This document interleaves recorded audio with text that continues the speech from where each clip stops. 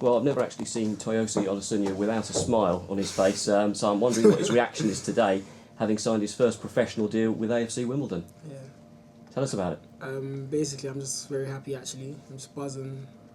I never actually expected this to happen so soon for me. I only joined in summer. So actually it's been a tough couple months for me. At the beginning I wasn't really starting much. I was on the bench coming on as a sub a lot, but Robbo, he's a good talker. He just told me if I listen to him, if I have trust in him, then I could hopefully, get myself a pro at the end of the year. Because a lot of the other boys, they've been here for a while, they've been doing well and stuff. So it wasn't easy coming into that sort of setup, but I'm just buzzing at the end of the day to be happy to have Simon Pro. But it's a remarkable story. Just tell us about it, because back last summer you were with a coaching company. Yeah. So tell us about how you came to join Wimbledon again. I came from 10 coaching company, and basically I used to do college and football there. So after secondary school I got my GCSEs, but I wasn't really trying to go to uni and stuff, do A levels and such. So I took on a BTEC level 3 course, and then we used to play football as well. So there was one game near the end of the season actually. I think Robbo came down to watch Manny because Manny was on trial at AFC, but I wanted to see him how he coped in the game as well. So Manny was playing, but I had no idea Robbo was there. So he saw me doing a few things, probably dribbling a lot, losing the ball, but often. But he probably saw a little bit in me. So I came on trial in pre-season, and Robbo basically told me listen, it's not going to be easy, but if you do put it all in, you do listen to me during pre-season, you might have a chance. And then since then, it's just been good. Did you literally start out with the coaching company, or was there any other clubs before that? Before that, I used to play in Battersea Park from about year 7 to the age of year 10. I was going Battersea Park. I was training with a team called Mass, and we had a few showcases and stuff then, but I don't know. I just never really made the cut back then. And in year 10 as well, for a year I played at a Sunday League team called Palace Guards, and that was just it. So after that, the team kind of split up because all of the boys went to college. And I went to 10 coaching.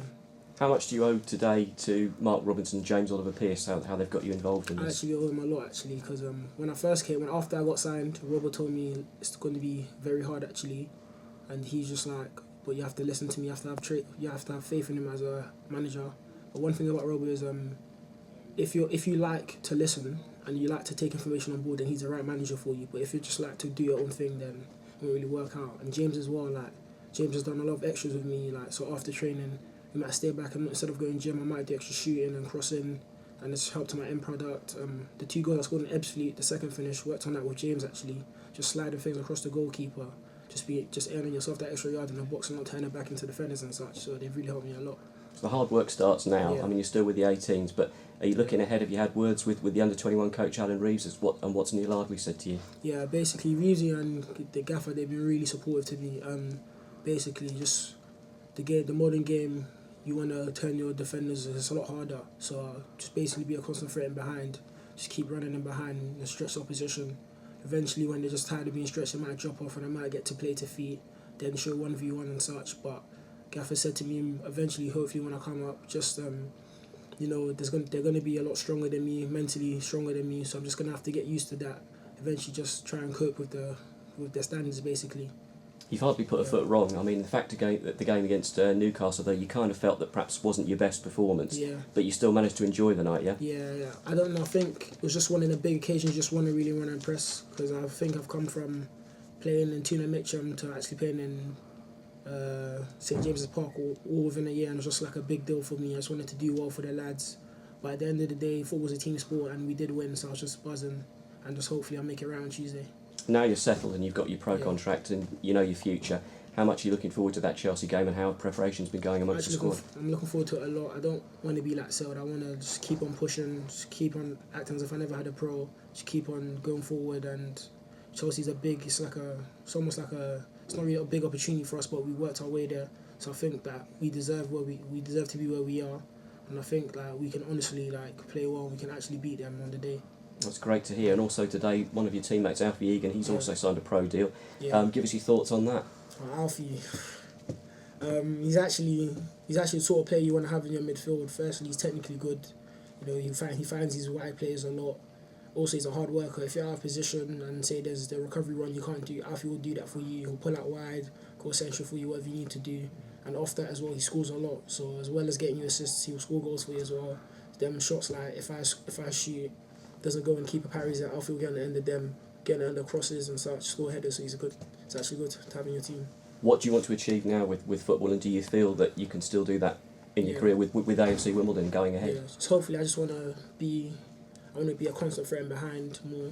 I want to hopefully score a lot more goals in the upcoming season, the second half of the season. Maybe score on Tuesday, score in the Merit League we got coming up. Maybe when I go up with first team, if I ever get the chance, I like to come on and maybe try and get a goal, and that's really it. What would you say to anyone in your position who find themselves perhaps looking for a pro deal still, just as you were? I think even if it doesn't work out, just work hard. Just know that at least even if it didn't work, that you worked hard and you tried your best.